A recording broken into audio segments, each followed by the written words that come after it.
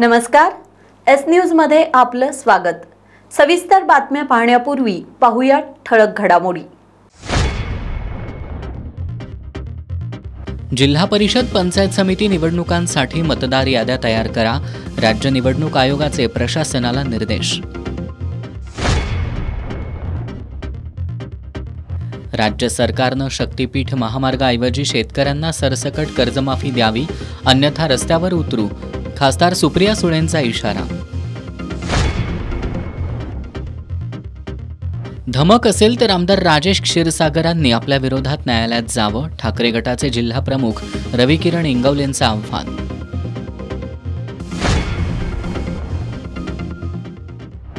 कोल्हापूर जिल्हा मजूर संघाच्या 15 पैकी 10 संचालकांचे तडकाफडकी राजीनामे, जिल्हा उपनिबंधकांकडे संचालक मंडळ बरखास्त करण्याची केली मागणी।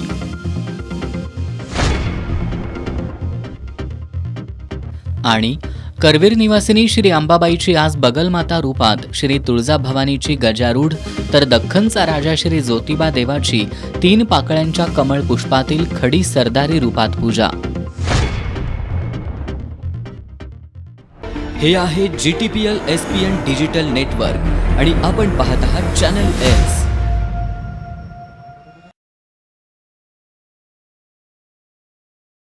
आज करवीर निवासिनी श्री अंबाबाई देवीची महाविद्या श्री बगला माता रूपात, श्री तुळजाभवानी देवीची गजारूढ अलंकारिक रूपात, दख्खनचा राजा श्री ज्योतिबा देवाची 3 पाकळ्यांच्या कमळ पुष्पातील खडी अलंकारिक सरदारी रूपात, तर कोडोलीच्या श्री अंबाबाई देवीची नौका विहार करत असलेल्या रूपात पूजा बांधण्यात आली होती। आज शारदीय नवरात्रोत्सवाच्या दुसऱ्या दिवशी श्री करवीर निवासिनी अंबाबाईची दशमहाविद्यापैकी 8वी विद्या असलेल्या बगला माता या स्वरूपामध्ये पूजा बांधण्यात आलेली आहे। बगला मातेचं स्वरूप हे रत्नसागरातील मणिमंडपाच्या रत्नवेदीवरील सिंहासनावर बसलेली, पीतवस्त्र धारण केलेली आणि अलंकार धारण केलेली, जिच्या एका हातामध्ये गदा आहे आणि दुसऱ्या हातानं राक्षसाची जिव्हा म्हणजे जीभ खेचलेली आहे, अशा स्वरूपाचं वर्णन आहे। भगवान महाविष्णूंनी एकदा ब्रह्मांडामध्ये मोठं वादळ आलं आणि त्याने उत्पात माजवला, तो शमवण्यासाठी या देवीची उपासना केली असं सांगितलं जातं। प्रामुख्यानं शत्रूचं स्तंभन करण्यासाठी, म्हणजे शत्रूनं आपल्या विरोधात केलेल्या ज्या काही कारवाया असतील त्याचं निराकरण करण्यासाठी या देवीची उपासना करतात आणि त्याचबरोबर काही नैसर्गिक आपत्तींची निराकरण करण्यासाठी या देवतेची उपासना करतात अशी मान्यता आहे। आज शारदीय नवरात्रोत्सवामधील दुसरी माळ आज छत्रपती घराण्याची कुलस्वामिनी श्री तुळजाभवानी देवीचे अंबादेवघर भवानी मंडप येथील श्री तुळजाभवानीची दुसऱ्या दिवशी गजारूढ अशी सालंकृत पूजा बांधण्यात आलेली आहे। कालपासून नवरात्रोत्सवाला प्रारंभ झालेला आहे आणि आज दुसरी माळ आहे। असं दररोज यावर्षी 11 दिवस नवरात्र, 11 दिवसात विविध रूपातील देवीची पूजा तुम्हाला पाहायला मिळेल। आणि इथून 10:30 वाजता आरती करून झाल्यानंतर पालखी आपली जी असते ती 9 दिवस 9 ठिकाणी भेटीसाठी जात असते। याप्रमाणे नवरात्रोत्सव चालेल। त्यानंतर यात्री सांगता दसऱ्या दिवशी आपली सोनं लुटून दसरा चौकामध्ये होत असते सायंकाळी। मी अमर जुगर, छत्रपतींचा पुरोहित। दख्खनचा राजा ज्योतिबा देवांचा नवरात्र उत्सवामध्ये हा आजचा दुसरा दिवस। या दिवशी देवाची 3 कमळातील पूजा बांधण्यात आली। ही पूजा परवीन कापरे, अब्दुल कादरे, प्रल्हाद जुगर, लग्न ठाकरे समस्त 10 गावकर यांनी ही पूजा बांधण्यात आलेली आहे। राज्य सरकारनं 80,000 कोटी रुपये देऊन शक्तीपीठ महामार्ग करण्यापेक्षा राज्यातल्या शेतकऱ्यांना सरसकट कर्जमाफी द्यावी अशी मागणी खासदार सुप्रिया सुळेंनी केली आहे। त्या आज कोल्हापुरात माध्यमांशी बोलत होत्या। यावेळी त्यांनी राज्य सरकारच्या धोरणांवर जोरदार टीका केली। आज कोल्हापूर दौऱ्यावर आलेल्या खासदार सुप्रिया सुळेंनी श्री अंबाबाई मंदिर परिसरात माध्यमांशी संवाद साधला। राज्यात ओला दुष्काळ जाहीर करण्यासह शेतकऱ्यांना कर्जमाफी दिली जावी यासाठी खासदार शरद पवारांच्या नेतृत्वाखालील राष्ट्रवादी काँग्रेसनं केंद्रीय मंत्री अमित शहांची भेट घेतल्याचं सांगत खासदार सुप्रिया सुळेंनी शक्तीपीठ महामार्गाऐवजी शेतकऱ्यांना सरसकट कर्जमाफी द्यावी अशी मागणी करत कर्जमाफीसाठी रस्त्यावर उतरण्याचा इशारा दिलाय.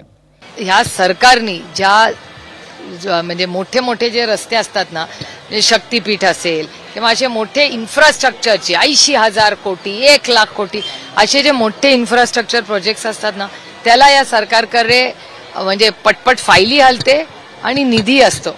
आणि तुमच्या माझ्या सुखदुःखात ज्या छोटे रस्ते असतील किंवा छोटी जी कामं असतात जी खरंच आपल्याला गरजेची असतात, म्हणजे मला विचाराल तर 80,000 कोटी रुपये खर्च करून तो शक्तीपीठ करण्यापेक्षा आता 80,000 कोटी रुपये देऊन सरसकट कर्जमाफी ही शेतकऱ्याला तातडीने दिली पाहिजे आणि ओला दुष्काळ जाहीर करून पुन्हा एकदा हा शेतकरी स्वतःच्या कर्तृत्वाने कसा उभा राहील, स्वतःच्या पायावर स्वतःच्या कष्टाने, याच्यासाठी महाराष्ट्र सरकारने प्रयत्न केले पाहिजे. की हे सरकार असंवेदनशील आहे आणि हे दिसतच आहे ना डोळ्यांनी. म्हणजे 1 वर्षापूर्वी हेच सरकार तुम्हाला कोल्हापूरमध्ये सांगत होतं की आम्हाला सत्ता द्या राज्याची, आम्ही सरसकट कर्जमाफी करू. हे तुमच्या चॅनलनी दाखवलेलं आहे, तुमच्या सगळ्याच चॅनलनी.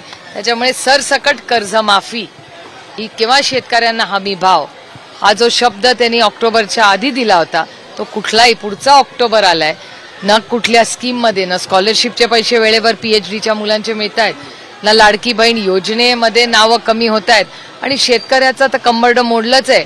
आणि ज्या काळ्या मातीशी इमान राखणारा हा शेतकरी आहे, तुमचा आणि माझा अन्नधान्याचा प्रश्न सोडवणारा हा शेतकरी आहे, तो आज अडचणीत आहे. आणि त्याला सरसकट कर्जमाफी आणि ओला दुष्काळ हा तातडीने सरकारने, खरं तर खूप उशीर झालेला आहे. मला असं वाटतं जर आता त्यांनी हे काही पाऊल उचललं नाही तर आम्हाला रस्त्यावर उतरल्याशिवाय दुसरा काही मार्ग नाही. खासदार सुप्रिया सुळेंनी राष्ट्रवादी पवार गटाचे माजी प्रदेशाध्यक्ष आमदार जयंत पाटील यांच्यावरील टीकेसंदर्भात बोलताना मुख्यमंत्री देवेंद्र फडणवीसांनी राजकीय पक्षांची बैठक बोलवावी अशी मागणी केली. मी माननीय मुख्यमंत्र्यांना विनंती केली आहे की आपण ऑल पार्टी मीटिंग बोलवा. आम्ही ती लक्ष्मण रेखा क्रॉस करणार नाही, तुम्ही करू नका, आपण सगळे मिळून सुरुवात करूया ना. माझी जबाबदारी तयार आहे, महाविकास आघाडीची सगळी जबाबदारी मी घ्यायला तयार आहे. माननीय मुख्यमंत्र्यांनी समोरचे घ्यावी की सुसंस्कृत महाराष्ट्रात आपण सगळे मिळून ठरवूया की हे असं आपण कोणीच बोलणार नाही आणि ही लक्ष्मण रेखा ही संस्कृती आहे आणि महाराष्ट्राची बदनामी त्याच्यामुळे होते. त्याच्यामुळे माझी तर पूर्णपणे हात जोडून विनंती आहे माननीय मुख्यमंत्र्यांना की तुम्ही पुढाकार घ्या, आम्ही पूर्ण ताकदीने तुम्हाला साथ देऊ.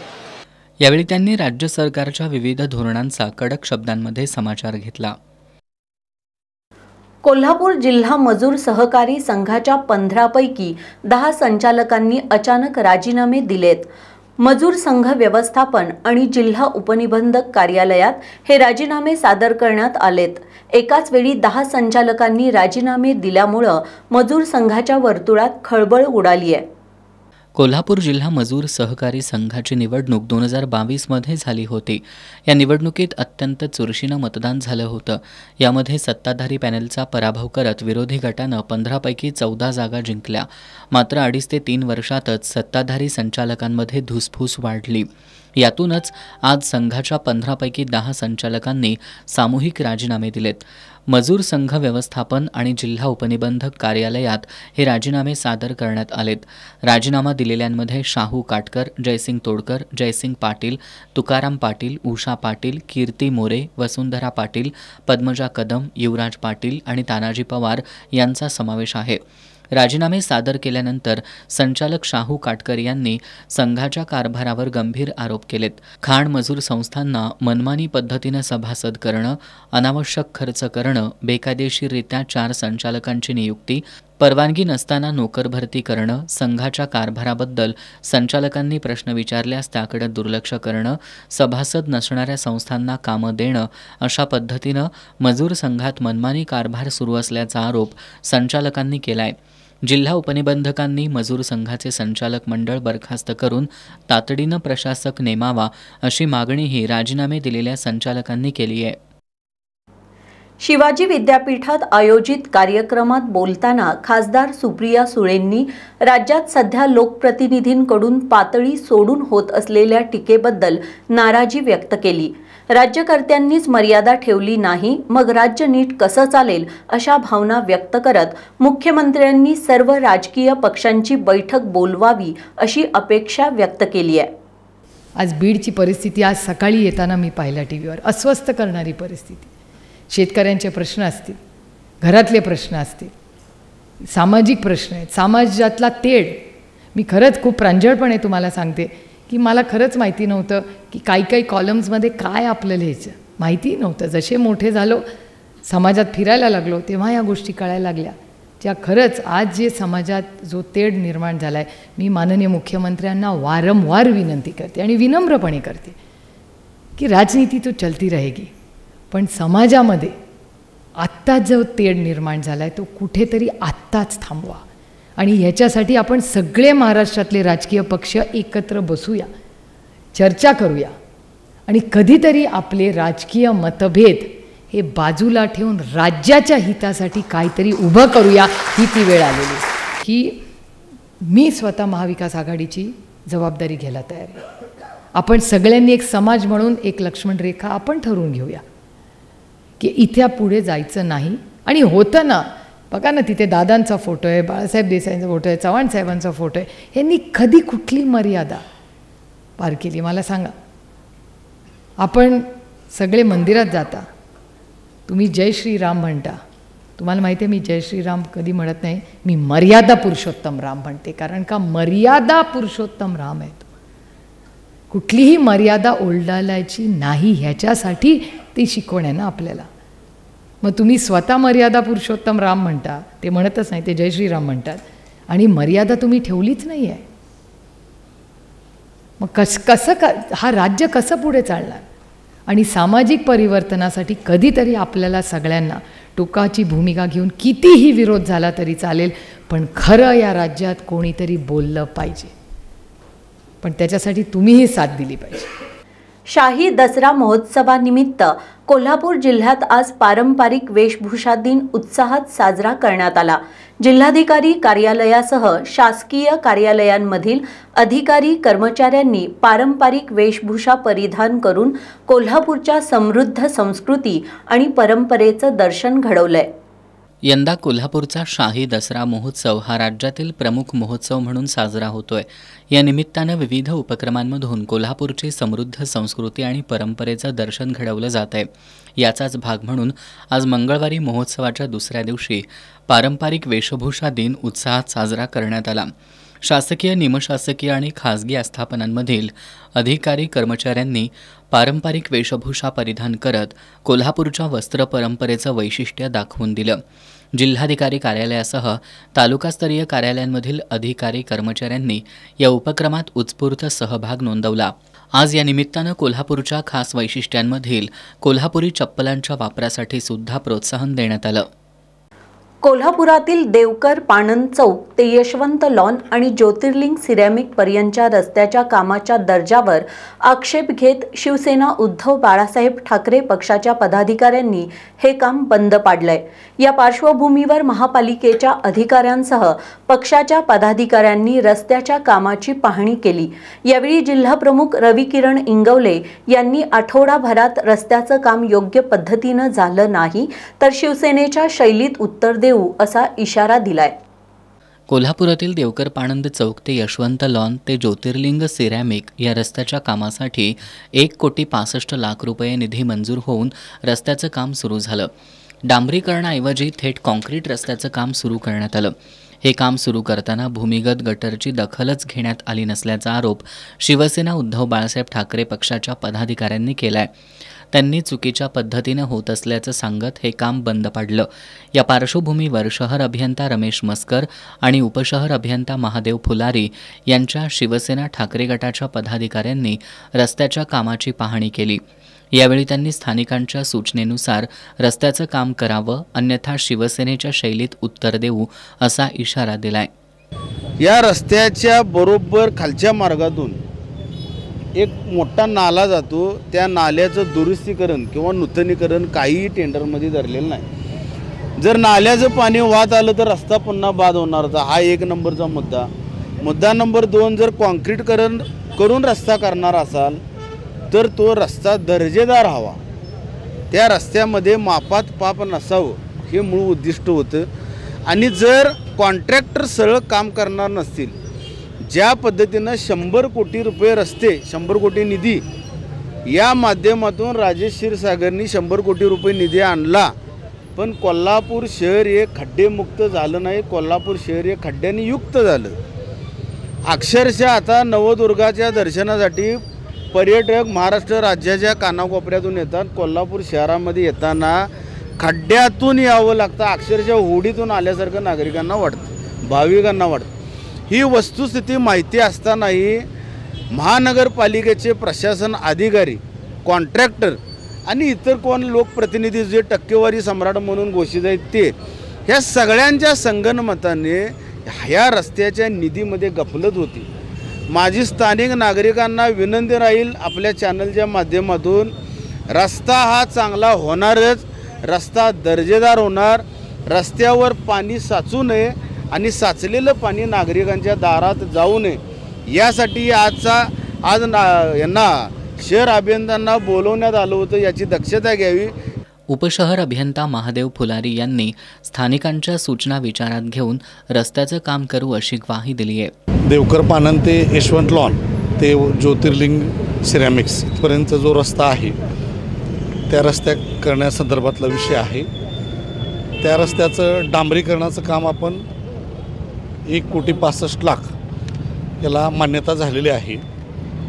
पण सदरचं काम पावसाळ्याच्या पूर्वी अगदी म्हणजे जुलैमध्येच मंजूर झालेलं होतं. तत्पूर्वी जरा पावसाच्या उघाडीमुळे तिथला रस्त्याची अत्यंत दयनीय अवस्था असल्यामुळं बेसचं काम आपण फक्त करून घेतलेलं आहे. हा 600 मीटरचा रस्ता असून अंदाजपत्रकाप्रमाणे यामध्ये सदरचं काम बेसचं आपण डांबरीकरण केल्यानंतर या ठिकाणी जो पाऊस झाला याच्यामध्ये, त्या पावसाच्या ह्याच्यामध्ये लोकांच्या घरात पाणी जाणे आणि हा जो सकल भाग आहे देवकर पानन ते निकम पार्कचा वरचा भाग म्हणजे साधारणतः 200 मीटरचा पीस, यामध्ये पाणी साचून राहून वारंवार या ठिकाणी, तसेच इकडचा निकम पार्कच्या मागचा भाग जो आहे तिकडचं पाणी इकडे येऊन या ठिकाणी एक पाणी स्टॅग्नंट थांबत असल्यामुळं या ठिकाणच्या नागरिकांची मागणी होती की या ठिकाणचा हा 200 मीटरचा पीस कॉन्क्रिटीकरण करण्यात यावा. याप्रमाणे तशी निवेदनही महानगरपालिकेला प्राप्त झाली होती आणि त्या अनुषंगानं पण त्याची अंदाजपत्रकामध्ये तरतूद नसल्यामुळं आणि काम पावसाळ्यात अचानक सुरू केल्यामुळं या ठिकाणी माननीय रवी इंगवले साहेबांनी काही सूचना केल्या आणि त्या सूचनेनुसार या ठिकाणी हा क्रॉस ड्रेन पण करणं महत्त्वाचं आहे. यावेळी शिवसेना ठाकरे गटाच्या पदाधिकाऱ्यांसह स्थानिक नागरिक उपस्थित होते. स्त्री मुक्तीची चळवळ राज्यात संपली आहे, ती पुन्हा उभं करण्याची गरज आहे असं मत खासदार सुप्रिया सुळे यांनी व्यक्त केलंय. शिवाजी विद्यापीठात स्वर्गीय शारदाबाई गोविंदराव पवार अध्यासनाच्या वतीनं आयोजित स्त्री सक्षमीकरण, आव्हान आणि संधी या विषयावर त्या बोलत होत्या. यावेळी अध्यासनाच्या समन्वयक डॉक्टर भारती पाटील यांनी संपादित केलेल्या कोल्हापुरातील कर्तृत्ववान स्त्रिया भाग 2 या पुस्तकाचा प्रकाशन सोहळा संपन्न झाला. शिवाजी विद्यापीठात स्वर्गीय शारदाबाई गोविंदराव पवार अध्यासनतर्फे स्त्री सक्षमीकरण, आव्हाने आणि संधी या कार्यक्रमाचं आयोजन करण्यात आलं होतं. या कार्यक्रमाला खासदार सुप्रिया सुळे, शिवाजी विद्यापीठाचे कुलगुरू डॉक्टर DT शिर्के यांची प्रमुख उपस्थिती होती. प्रास्ताविकात अध्यासनाच्या समन्वयक डॉक्टर भारती पाटील यांनी पुरोगामी विचारांच्या स्त्री उद्धारासाठी काम करणाऱ्या शारदाबाई यांच्या नावानं असणाऱ्या या अध्यासनाचा उद्देश स्पष्ट केला. यानंतर खासदार सुप्रिया सुळे यांनी स्त्री सक्षमीकरण, आव्हानं आणि संधी या विषयावर मार्गदर्शन केलं. कोल्हापूर हे माझ्या आजीचं माहेर असल्याचं त्यांनी सांगितलं. कोल्हापुरात ज्या घरात शारदाबाई राहत होत्या त्याला भूताचं घर म्हटलं जायचं आणि त्या घराच्या बाजूला टाकलेला लिंबू आणि उतारा अनेक मुलांनी खाल्लाय. हे आजच्या अंधश्रद्धेच्या आहारी गेलेल्या समाजाला हे आवर्जून सांगायला हवं असं त्यांनी नमूद केलं. सध्या स्त्रीमुक्तीची चळवळ राज्यात संपली आहे, ती पुन्हा उभं करण्याची गरज आहे. त्याचबरोबर अनेक रूढी परंपरा आता थांबल्या पाहिजेत अशी अपेक्षा व्यक्त केली. म्हणजे जेव्हा महिला धोरण आदरणीय पवारसाहेबांनी 25-30 वर्षापूर्वी केलं, ते काय विचार करून त्यांनी केलं असेल? तेव्हा स्त्री मुक्ती केवढी मोठी चळवळ राज्यात होती. आज स्त्री मुक्तीची चळवळ राज्यात आहे का? तर ती नाही आहे. ती पुन्हा एकदा आपण करण्याची गरज आहे का? तर आहे. तशी आजही जर हुंडाबळी या राज्यात होत असतील तर आपण समाजमधून कमी पडलो का नाही?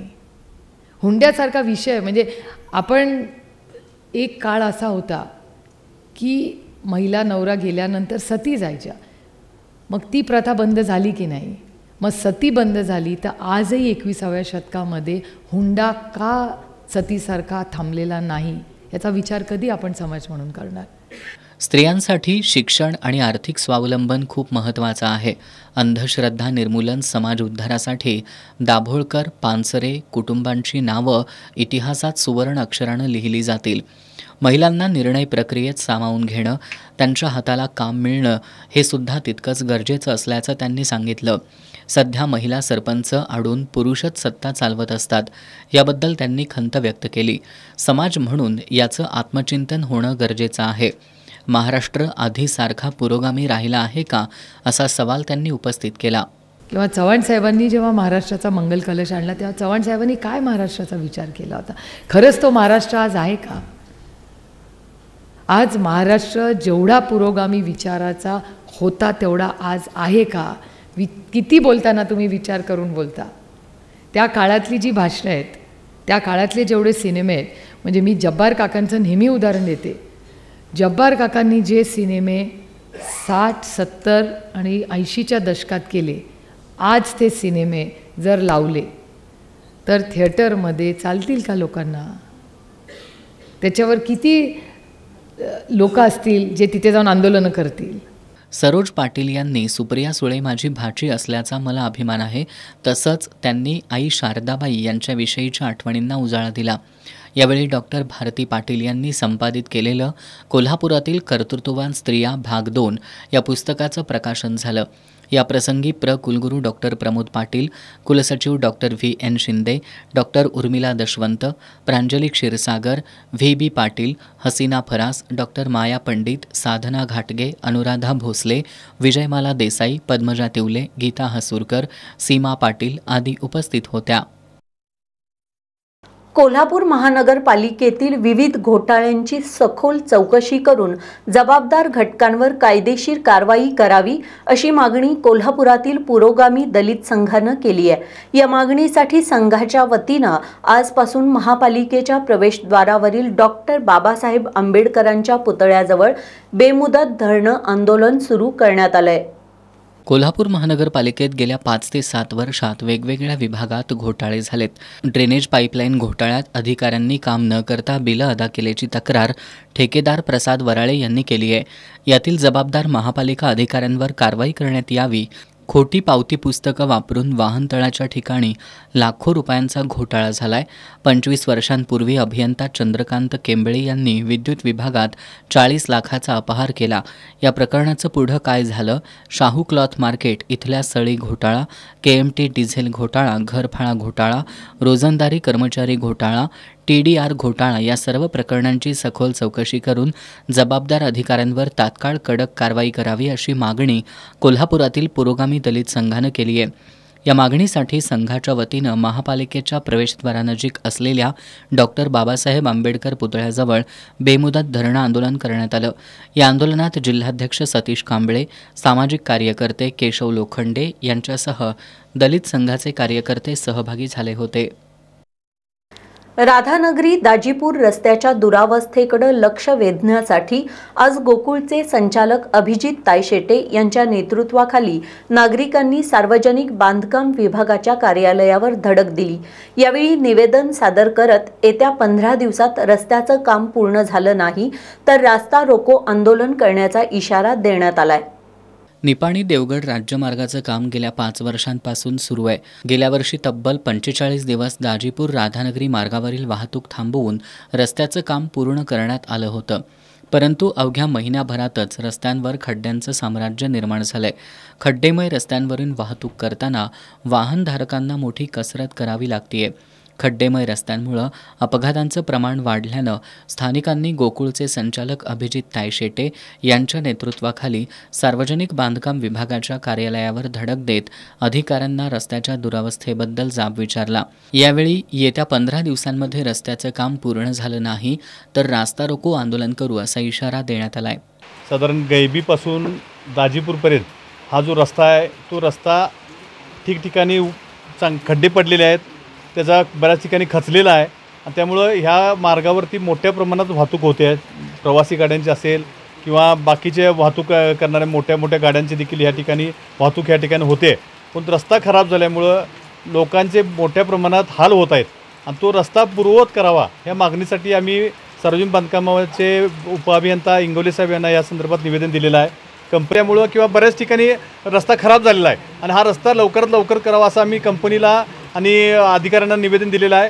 15 दिवसात जर हा रस्ता पूर्ववत केला नाही तर आम्ही राधानगरी या ठिकाणी हे सर्व कार्यकर्त्यांच्या समवेत आम्ही रास्ता रोको आंदोलन करणार आहे. दरम्यान पावसामुळे अनेक ठिकाणचे रस्ते उखडले आहेत. आता उखडलेल्या रस्त्यांची कामं पूर्ण करून पुन्हा रस्ते वाहतुकी योग्य करणार असल्याची ग्वाही सार्वजनिक बांधकाम विभागाचे उपअभियंता शिवाजी इंगवले यांनी दिली. आंदोलकांच्या मागण्या रास्त आहेत त्या मताशी मी सहमत आहे. गेल्या वर्षी आम्ही साधारणपणे 45 दिवस रस्ता बंद ठेवून लोंढावळचा जो पूल होता त्याचं रुंदीकरण केलेलं आहे. त्याचबरोबर रस्त्यावरचा जो आपला जवळजवळ 25 किलोमीटर आम्ही रस्ता नव्याने केला होता. तथापि काय झाले काही ठिकाणी आता साधारण 2.5 ते 3 किलोमीटरमध्ये ज्या ठिकाणी आमच्याकडनं काही थोड्याफार प्रमाणामध्ये सिलकोट वगैरे मारण्याचा प्रकार झालेला आहे त्या ठिकाणी रस्ता खराब झालेला आहे. तो रस्ता पूर्ववतपणे आम्ही नवीन करून घेतो आहे आणि रस्ता वाहतुकीसाठी पूर्णपणे सुरक्षित आणि सुस्थितीत ठेवण्याचा प्रयत्न आम्ही ह्यावर्षी परत करणार आहे. त्यासाठी थोडा आंदोलकांनी आम्हाला वेळ द्यावा कारण का आता पर्जन्य पाऊस पण जास्तच आहे. पाऊस उघडल्याशिवाय आणि पूर्ण खालची जमीन वाळल्याशिवाय आम्हाला तो रस्ता करता येणार नाही. जर ह्या पावसामध्ये परत रस्ता केला तर परत खराब होणार आहे. त्याच्याऐवजी थोडासा वेळ दिला आणि ऊन पडल्यानंतर आम्ही तो रस्ता परत नवीन करून रस्ता सुस्त वाहतूक ठेवतोय. राधानगरी परिसरात मुसळधार पाऊस पडत असल्यानं रस्ता काँक्रीटचा होणं आवश्यक होतं, परंतु तांत्रिक अडचणीमुळे ते शक्य झालं नाही. मात्र पावसाच्या उघडीपीनंतर रस्त्याची दुरुस्ती करणार असल्याचं रस्ते ठेकेदार कंपनीचे प्रतिनिधी अब्दुल कादर पिरजादे यांनी सांगितलंय. दाजीपूर ते राधानगरी रस्ता आहे त्या ठिकाणी पावसाचं प्रमाण आणि जड वाहतूक ज्यादा आहे.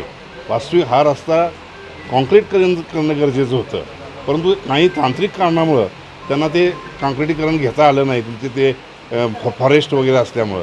तरी परंतु आता मी रस्त्याची पाहणी केलेली आहे. जरा पाऊस उघडल्यानंतर जो खराब झालेला रस्ता आहे तो पूर्वस्थितीत करून देण्याची मी तुम्हाला हमी देत आहे. किती दिवसात साहेब पाहिजे आता काय पाऊस उघडल्याशिवाय ते डांबरीकरण त्याला धरत नाही, कारण खाल्लं तर वल आहे एकदम, तर ते जरा थोडंसं वाळलं की मग त्याला रिकन्स्ट्रक्शन करून तुमचा रस्ता व्यवस्थित करून दिला जाईल. 45 दिवस ज्यावेळी रस्ता बंद होता त्यावेळी कंपनीने काम केलं, परंतु काही ठिकाणी जे पॅचेस राहिलेले होते त्यामुळे ते पॅचेस खराब झालेले आहेत. केलेला रस्ता तो परत खूप खराब नाही झालेला. जिथं जिथं शिलकोट केलेला आहे तो चांगला राहिलेला आहे, परंतु काय चुकून राहिलेले आहेत त्या ठिकाणी खड्डे पडलेले आहेत. दक्षता घेतो आता यातून पुढे सगळा रस्ता मी परत करून देण्याची तुम्हाला मी हे दिलं आहे, हमी दिलेली आहे.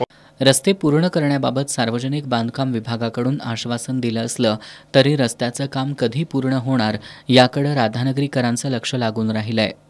करवीर तालुक्यातील वाशी इथल्या बिरदेव मंदिरात सोमवारी भाकणूक पार पडली. यामध्ये भगवान पुजारी आणि भागोजी रानगे यांनी महाराष्ट्रात नद्या जोड प्रकल्प येऊन हरित क्रांतीनं सर्वत्र नंदनवन होईल, दुधाच्या भांड्यानं आणि उसाच्या कांड्यानं गावोगावी ईर्षेच्या राजकारणाला उकळी फुटेल, मनुष्याला 18 तऱ्हेचा आजार होईल, डॉक्टर लोक हात टेकतील, गरिबांना जगणं मुश्किल होईल, आरक्षणाच्या तिढ्यामुळं जातीपातीचे वैरत्व पेट घेईल, कॅन्सरच्या रुग्णांची संख्या वाढून मनुष्य हतबल होईल असं भाकीत वर्तवलंय. नवरात्रोत्सवानिमित्त वाशी इथं श्रींची पालखी प्रमुख मानकरी धनगर समाज बांधव भाविक आणि ग्रामस्थांच्या उपस्थितीत मुख्य मंदिरातून शिवेवरील बिरदेव मंदिरात आणण्यात आली. यावेळी ढोल कैताळांचा निनाद, बिरदेवाच्या नावानं चांगभलचा गजर करीत भंडाऱ्याची मुक्त उधळण करण्यात आली. ठिकठिकाणी पालखी सोहळ्याचं स्वागत करण्यात आलं. छत्री निशाण, अब्दागिरी, दिवट्यांचे भार लावून ढोल कैताळाचा निनाद करण्यात आला.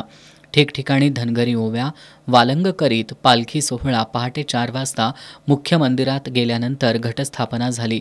दरम्यान काशीनाथ बनकर, गुंडा अवघडे यांच्यासह बनकर बांधवांनी हेडाम धनगरी नृत्य केलं. यावेळी वाशीतील बिरदेव मंदिरात भगवान पुजारी आणि भागोजी राणगे यांनी भाकणूक केली. महाराष्ट्रात नद्याजोड प्रकल्प येऊन हरित क्रांतीनं सर्वत्र नंदनवन होईल. दुधाच्या भांड्यानं आणि उसाच्या कांड्यानं गावोगावी ईर्षेच्या राजकारणाला उकळी फुटेल. मनुष्याला 18 तऱ्हेचा आजार होईल. डॉक्टर लोक हात टेकतील. गरिबांना जगणं मुश्किल होईल. आरक्षणाच्या तिढ्यामुळं जातीपातीचा वैरत्व पेट घेईल. कॅन्सरच्या रुग्णांची संख्या वाढून मनुष्य हतबल होईल, अशी भाकणूक त्यांनी केली. या भाकणुकीनं नवरात्रोत्सवाला सुरुवात झाली. यावेळी हजारो भाविकांची उपस्थिती होती.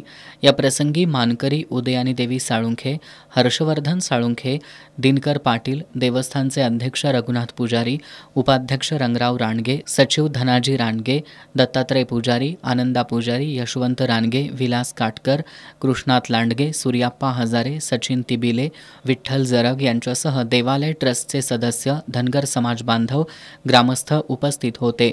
करवीर पोलिसांनी चोख बंदोबस्त ठेवला होता.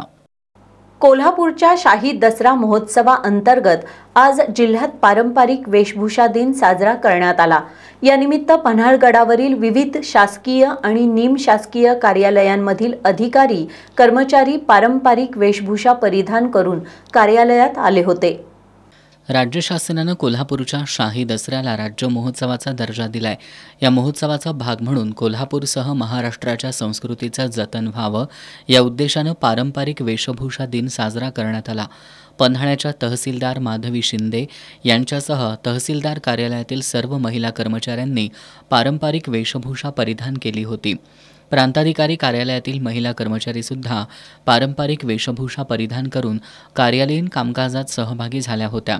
पारंपरिक वेशभूषा दिन साजरा करण्याबाबतचं परिपत्रक सर्वच कर्मचाऱ्यांसाठी होतं, मात्र महिला कर्मचाऱ्यांनीच त्याला प्रतिसाद दिल्याचं दिसून आलं. पन्हाळ्यातील प्रांत आणि तहसीलदार कार्यालयातील प्लास्टिक वापराला नकार देत पिण्याच्या पाण्यासाठी धातूच्या बाटल्या वापरायला सुरुवात केली आहे. दसरा महोत्सव तसंच महसूल पंधरवड्यानिमित्त विविध उपक्रमांचं आयोजन करण्यात आल्याचं तहसीलदार माधवी शिंदे यांनी सांगितलं. राधानगरी तालुक्यातील शाळा, महाविद्यालय आणि शासकीय कार्यालयांमध्ये आज पारंपरिक वेशभूषा स्पर्धेला उत्स्फूर्त प्रतिसाद मिळाला. या स्पर्धेमध्ये महिला कर्मचाऱ्यांनी उत्साहानं सहभाग घेत आपल्या वेशभूषेतून पारंपरिकता जपली. राधानगरी तालुक्यात शासकीय कार्यालय, शाळा, महाविद्यालय आणि बँकांमध्ये पारंपरिक वेशभूषा परिधान करत विद्यार्थी, विद्यार्थिनी, महिला आणि पुरुष कर्मचाऱ्यांनी आपल्या जुन्या परंपरेची ओळख करून दिली. तालुक्यातील पडसाळी इथल्या जुगाईदेवी माध्यमिक विद्यालयामध्ये विद्यार्थी आणि विद्यार्थिनींनी राधानगरीची ओळख असणारं गजनृत्य सादर केलं. या नृत्यासाठीचा खास पोशाख परिधान करून त्यांनी नृत्याचा आनंद लुटला.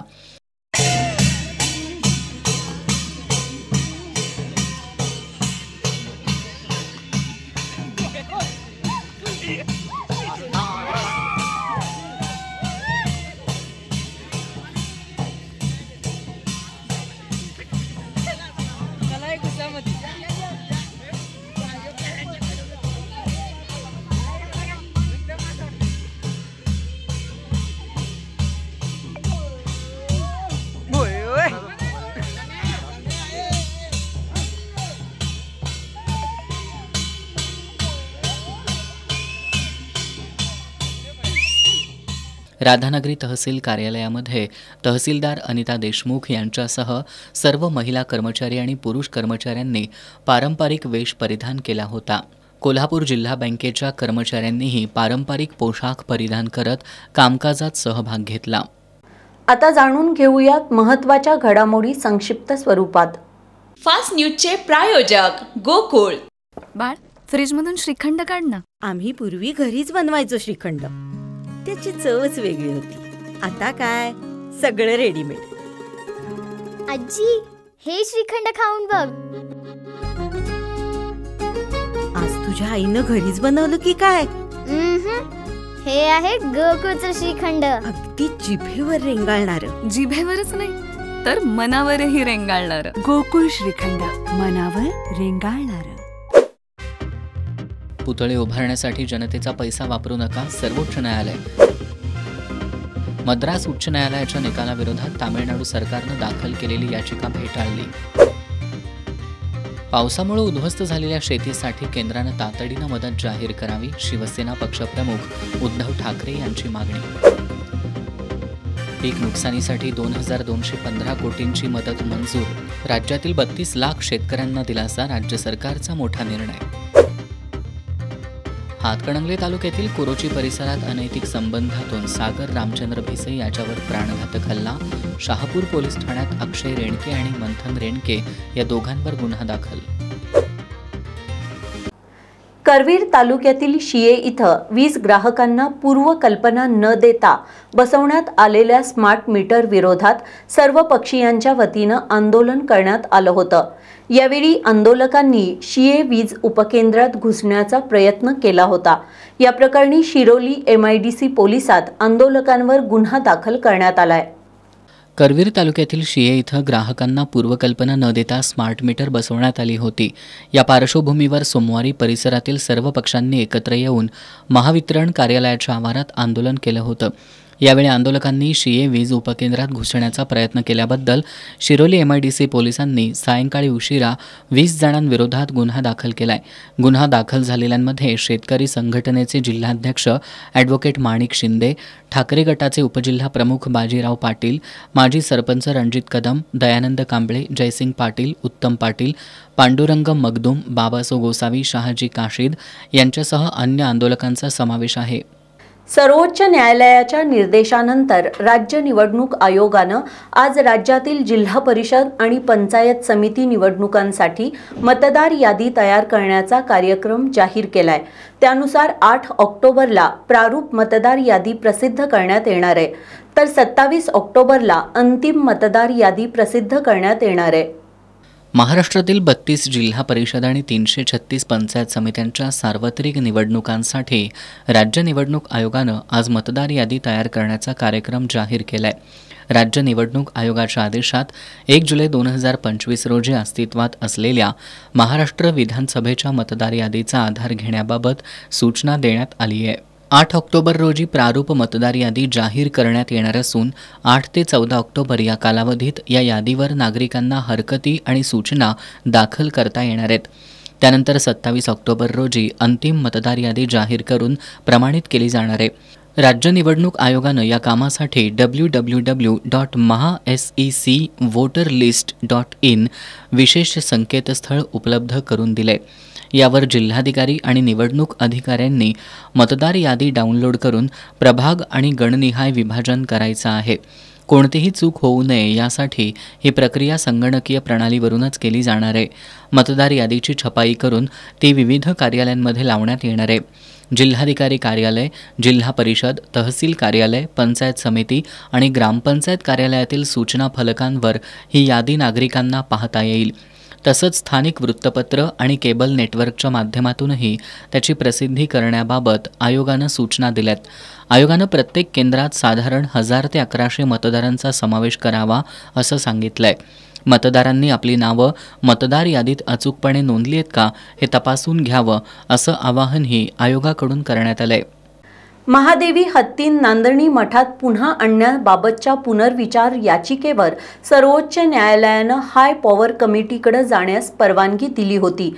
त्यानंतर राज्य सरकार, वनतारा आणि नांदणी मठानं हाय पॉवर कमिटीकडे अर्ज दाखल केला होता. कमिटीनं या प्रकरणाची पुढील सुनावणी गुरुवारी 25 सप्टेंबर रोजी ठेवली आहे. महादेवी हत्तीण पुन्हा मठात यावी यासाठी राज्य सरकार, वनतारा आणि नांदणी मठानं सर्वोच्च न्यायालयात पुनर्विचार याचिका दाखल केली होती. यावर सर्वोच्च न्यायालयानं हाय पॉवर कमिटीकडे जाण्यास परवानगी दिली होती. तसंच न्यायालयानं कमिटीनं याबाबतची वस्तुस्थिती पाहून निर्णय घ्यावा असे निर्देश दिलेत. त्यानंतर राज्य सरकार, वनतारा आणि नांदणी मठानं हाय पॉवर कमिटीकडे अर्ज केला होता. त्यावर आता हाय पॉवर कमिटीसमोर गुरुवारी 25 सप्टेंबरला सुनावणी होणार आहे. या सुनावणीकडे नांदणीवासियांसह कोल्हापूरकरांचं लक्ष लागलंय. गोकुळचे माजी अध्यक्ष आणि ज्येष्ठ संचालक अरुण डोंगरे यांनी आज मुंबईत अजित पवार यांच्या नेतृत्वाखालील राष्ट्रवादी काँग्रेस पक्षामध्ये प्रवेश केलाय. प्रदेशाध्यक्ष सुनील तटकरे, वैद्यकीय शिक्षण मंत्री हसन मुश्रीफ यांच्या उपस्थितीत हा पक्ष प्रवेश झाला। यावेळी सहकार मंत्री बाबासाहेब पाटील, क्रीडा आणि अल्पसंख्याक मंत्री माणिकराव कोकाटे, राज्यमंत्री इंद्रनील नाईक, प्रदेश सरचिटणीस आमदार शिवाजीराव गर्जे यांच्यासह पक्षाचे कोल्हापूर जिल्ह्यातील पदाधिकारी आणि कार्यकर्ते उपस्थित होते। फुलेवाडी रिंग रोडवरील गंगाई लॉन जवळच्या नरसिंह कॉलनीत पूर्व वैमनस्यातून सशस्त्र हल्ला करून महेश राख याचा खून केल्याप्रकरणी करवीर पोलिसांनी आत्तापर्यंत 8 जणांना अटक केली आहे। मात्र यातील मुख्य संशयित सिद्धार्थ गवळी अद्याप मिळून आलेला नाही। दरम्यान करवीर पोलिसांनी सोमवारी सायंकाळी अटकेत असलेल्या 8 संशयितांना तपासासाठी घटनास्थळावरून फिरवलं। फुलेवाडी बोंद्रेनगर इथल्या गंगाई लॉन नजीक असलेल्या नरसिंह कॉलनीत शनिवारी 13 सप्टेंबर रोजी रात्री उशिरा 8 ते 10 तरुणांच्या टोळक्यानं पूर्व वैमनस्यातून सशस्त्र हल्ला करून महेश राख याचा निर्घृण खून केला होता। या प्रकरणी मयत राख याच्या नातेवाईकांच्या फिर्यादीवरून 8 ते 10 जणांच्या विरोधात करवीर पोलिसात गुन्हा दाखल करण्यात आला होता। करवीर पोलिसांनी या प्रकरणी आत्तापर्यंत सोहम शेळके, बालाजी देऊळकर, जुनेद पटेल, मयूर कांबळे, पियुष पाटील, आदित्य गवळी, सद्दाम कुंडले आणि धीरज शर्मा या 8 जणांना अटक केली आहे। यातील मुख्य संशयित सिद्धार्थ गवळी अद्याप पोलिसांना मिळून आलेला नाही।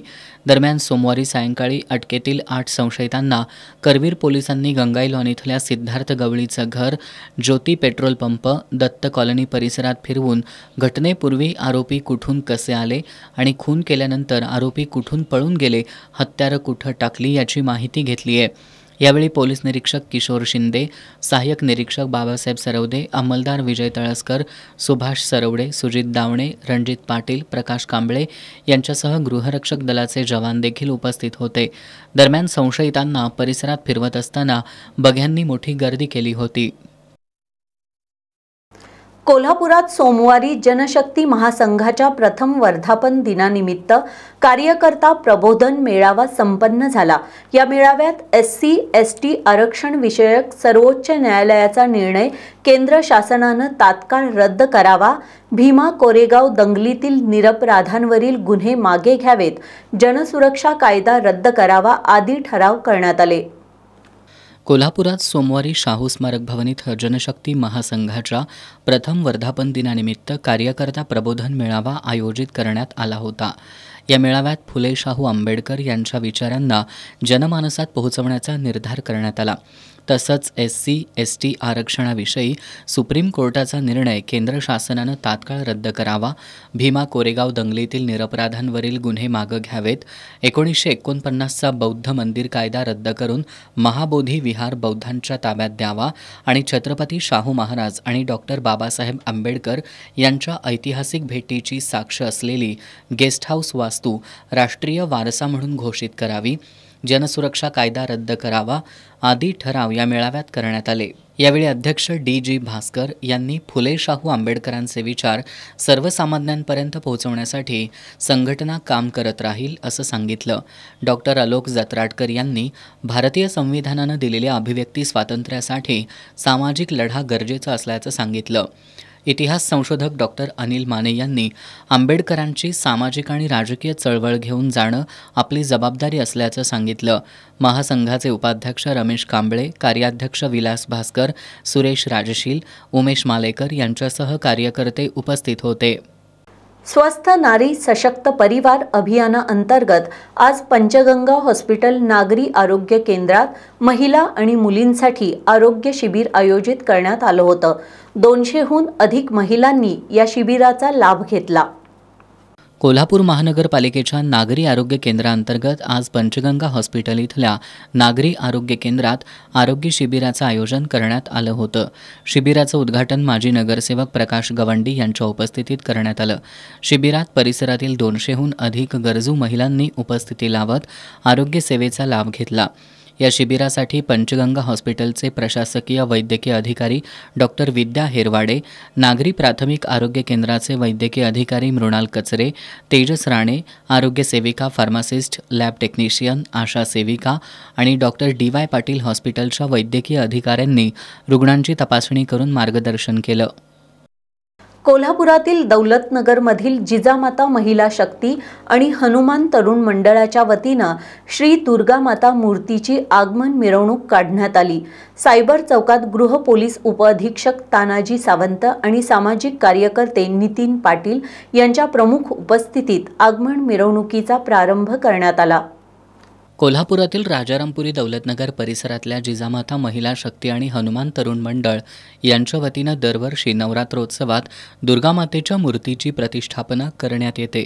त्यानुसार सोमवारी सायंकाळी सायबर चौकीतून मंडळाच्या वतीनं दुर्गामातेच्या मूर्तीची आगमन मिरवणूक काढण्यात आली। या मिरवणुकीचा शुभारंभ गृह विभागाचे पोलीस उपअधीक्षक तानाजी सावंत आणि सामाजिक कार्यकर्ते नितीन पाटील यांच्या उपस्थितीत करण्यात आला। यावेळी जय भवानी मर्दानी आखाड्याचे बाल खेळाडू, शिवगर्जना प्राचीन युद्धकला प्रशिक्षण संस्थेचे खेळाडू, करवीरचे स्वयंभू झांज पथक, हनुमान लेझिम पथक अशा पारंपरिक वाद्यांच्या गजरात काढण्यात आलेल्या या मिरवणुकीत परिसरातील शेकडो नागरिक सहभागी झाले होते।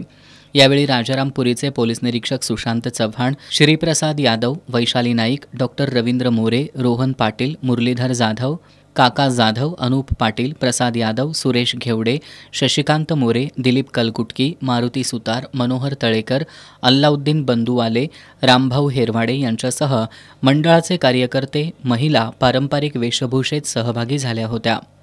अहिल्यानगर आणि अकोल्यात पत्रकारांवर हल्ले झालेत। या हल्ल्यांचा निषेध करत व्हॉइस ऑफ इंडिया या राज्यस्तरीय पत्रकार संघटनेच्या वतीनं प्रांताधिकारी दीपक शिंदे यांना निवेदन देण्यात आलं। अहिल्यानगर आणि अकोल्यात वृत्तसंकलनासाठी निघालेल्या पत्रकारांवर हल्ला झालाय। या हल्ल्याचा इचलकरंजीत व्हॉइस ऑफ मीडिया या राज्यस्तरीय पत्रकार संघटनेतर्फे तीव्र निषेध करण्यात आला। संघटनेच्या वतीनं अहिल्यानगर, अकोला, नाशिक, त्र्यंबकेश्वरमध्ये पत्रकारांवर हल्ला करणाऱ्यांवर तातडीनं गुन्हे दाखल करून दोषींवर कारवाई करावी, पत्रकारांना तातडीनं संरक्षण द्यावं, या प्रकरणाची स्वतंत्र चौकशी करून सत्य जनतेसमोर आणावं आदी मागण्यांचं निवेदन प्रांताधिकारी दीपक शिंदे यांना देण्यात आलं। दरम्यान जिल्हाध्यक्ष साईनाथ जाधव यांनी पत्रकारांच्या सुरक्षिततेसाठी राज्यात विशेष पथक आणि हेल्पलाईनची व्यवस्था करावी, तसंच पत्रकार संरक्षण कायदा तातडीनं अंमलात आणावा अशी मागणी केली आहे। यावेळी शहराध्यक्ष निखिल भिसे, उपाध्यक्ष रविकिरण चौगुले, संतोष काटकर, रोहन हेरलगे, शैलेंद्र चव्हाण, बाळासाहेब पाटील, अजित लटके, शाह हुसेन मुल्ला, सद्दाम मुल्ला आदींसह अन्य पदाधिकारी आणि सदस्य उपस्थित होते।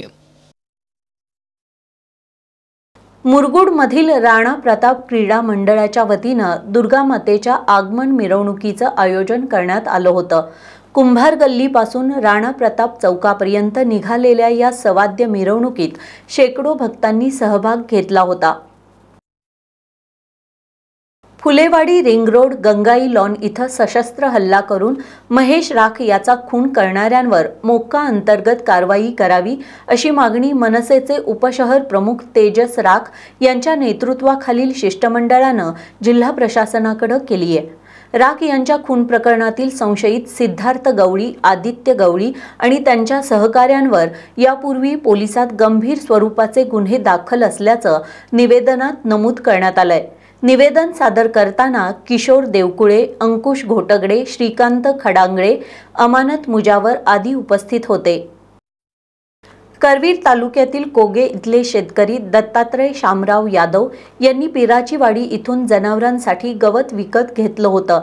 आज सकाळी ते गवत आणण्यासाठी पिराची वाडी इथं गेले होते, त्यावेळी त्यांना सर्पदंश झाला। त्यानंतर त्यांना तातडीनं CPR मध्ये उपचारांसाठी आणण्यात आलं, मात्र उपचार सुरू असताना त्यांचा मृत्यू झालाय। करवीर पोलीस ठाण्यात याची नोंद झाली आहे। शेवटी पुन्हा एक नजर आजच्या ठळक घडामोडींवर। जिल्हा परिषद पंचायत समिती निवडणुकांसाठी मतदार याद्या तयार करा, राज्य निवडणूक आयोगाचे प्रशासनाला निर्देश। राज्य सरकारनं शक्तीपीठ महामार्गाऐवजी शेतकऱ्यांना सरसकट कर्जमाफी द्यावी, अन्यथा रस्त्यावर उतरू, खासदार सुप्रिया सुळेंचा इशारा। धमक असेल तर आमदार राजेश क्षीरसागरांनी आपल्या विरोधात न्यायालयात जावं, ठाकरे गटाचे जिल्हा प्रमुख रविकिरण इंगवलेंचं आव्हान।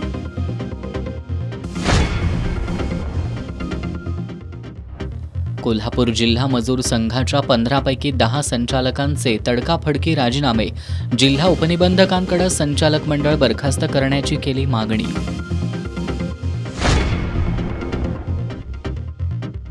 आणि करवीर निवासिनी श्री अंबाबाईची आज बगलमाता रूपात श्री तुळजाभवानीची गजारूढ तर दख्खनचा राजा श्री ज्योतिबा देवाची 3 पाकळ्यांच्या कमळ पुष्पातील खडी सरदारी रूपात पूजा. याबरोबरच आजचं बातमीपत्र संपलं. नमस्कार.